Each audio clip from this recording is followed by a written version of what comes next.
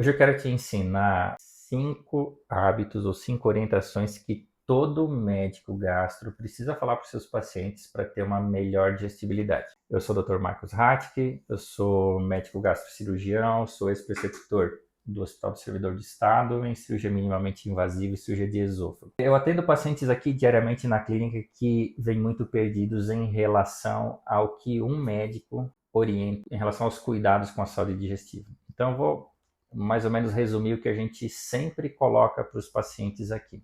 Ao contrário do que muita gente pensa, além da alimentação saudável, a gente precisa não só ter a alimentação saudável, mas também a gente precisa reduzir e não aumentar o número de refeições. Refeições que são feitas a cada 3 horas provocam uma alteração no sistema digestivo em que a hiperacidez fica constante e a absorção fica um pouco prejudicada. Então, tentar reduzir o número de refeições, tentar reduzir o número de lanches, fazendo com que cada refeição principal tenha os 3 grandes macronutrientes, seja uma refeição rica, sim, em proteínas de boa qualidade, gorduras de boa qualidade e carboidratos de alta complexidade, tendo entre uma refeição e outra pelo menos um intervalo de 4 horas e havendo saciedade entre essas refeições. Então, tem um período em que a digestão é muito utilizada e tem um período em que a digestão ela é efetivamente desinflamada. Outra dica importante que a gente sempre coloca: hidratação regular. A hidratação ela é importante porque todo o nosso sistema enzimático digestivo depende de uma base aquosa muito grande. O suco pancreático, a bile, ácido do estômago, o ácido clorídrico, todos os processos eles estão em meio aquoso e a produção das enzimas se dá em meio aquoso. Então a hidratação que seja efetivamente longe das refeições e não durante as refeições principalmente, e tem que ser com água, faz com que exista uma maior salivação, uma melhor produção do ácido clorídrico e uma melhor produção, inclusive, da própria bile. O sono.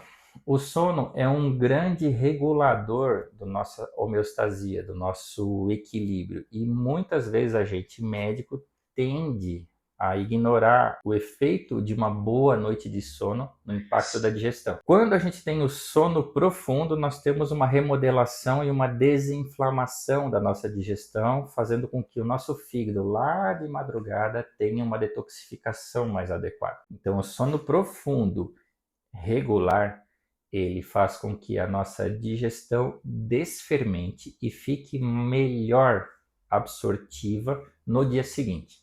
Muitos pacientes melhoram o sistema digestivo, a saúde digestiva, simplesmente fazendo a própria higiene adequada do sono. O controle do estresse. A gente tem várias questões hoje relacionadas no nosso mundo moderno a todas as influências negativas do nosso ambiente. Poluição eletromagnética, poluição sonora, excesso de luzes, trabalho exaustivo focado em telas, o trabalho sedentário, excesso de sedentarismo no nosso dia a dia. Isso faz com que haja uma ativação cerebral muito grande. A ativação cerebral, ela nos coloca, obviamente, em vigília. Essa vigília aumenta o cortisol. E o cortisol, que é um hormônio de vigília, de atenção, ele reduz a nossa digestibilidade.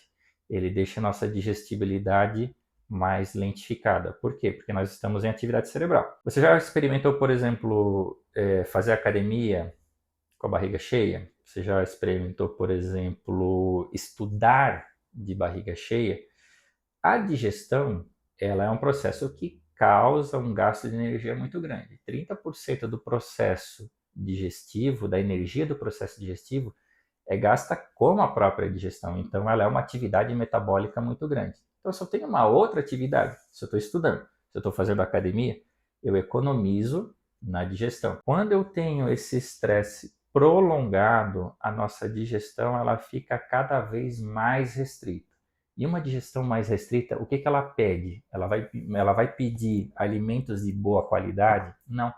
ela vai pedir alimentos de baixa qualidade, vai pedir alimentos calóricos, saborosos, muito calcado em carboidratos que vão acender, obviamente, a dinâmica cerebral. Só que lá no nosso intestino, esses alimentos vão acabar fermentando. Então, o controle do estresse, o manejo do estresse, com atividade física, sono adequado, pausa entre as refeições, refeições adequadas e bem separadas, faz com que haja uma melhora da digestibilidade por haver um tempo de reparação digestiva. E outra coisa super importante é evitar a automedicação. Uma das drogas mais prescritas hoje são os derivados do omeprazol. São as medicações que reduzem a acidez. Essas medicações, elas têm um impacto ali no estômago, elas reduzem os sintomas de gastrite, reduzem os sintomas de refluxo, porém, o uso crônico, e a gente considera o uso crônico acima de 30 dias seguidos, e pensar que pessoas tomam essas medicações por 15, 20, 30 anos constantemente, essas medicações, ao reduzir a acidez do estômago, eles reduzem a conversão do pepsinogênio em pepsina.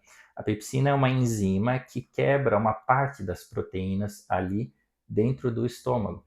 Então, quando você toma essa medicação, cronicamente, você tem uma má absorção proteica. Essa má absorção proteica, no longo prazo, já foi provado por A mais B que aumenta o risco de algumas coisas muito importantes. Por exemplo, aumenta o risco de sarcopenia, baixa massa muscular, aumenta o risco de osteoporose, baixa massa óssea, aumenta o risco de demência, aumenta o risco de Alzheimer, pode aumentar o risco de Parkinson e alguns estudos, inclusive, relacionam o bloqueio da acidez crônica do estômago a aumento de incidência de metaplasia intestinal no estômago e de câncer gástrico. Então, a automedicação, principalmente aqui falando da gastroenterologia, principalmente falando de antiácidos, ela é um problema e só ela pode ser, inclusive, uma doença. O uso crônico, por exemplo, das medicações do tipo prazol, causando uma baixa acidez crônica, faz com que um hormônio bastante importante, que é a gastrina, aumente. Ou seja, eu tenho uma baixa acidez, eu aumento esse hormônio em resposta a essa baixa acidez. E aí, o que acontece? Tenta tirar o remédio, querendo ficar sem o prazol, a gastrina está constantemente aumentada. Então, esses pacientes têm uma superacidez na retirada do remédio. Então, esse efeito rebote faz com que haja quase que um vício no uso do prazol, levando a um uso crônico, uma baixa acidez, uma baixa qualidade de absorção de proteína. Então, se você é profissional de saúde, se você é colega médico, gosta desse tipo de conteúdo, deixa aqui o seu comentário para mais assuntos que a gente possa trazer e elucidar na área da gastroenterologia.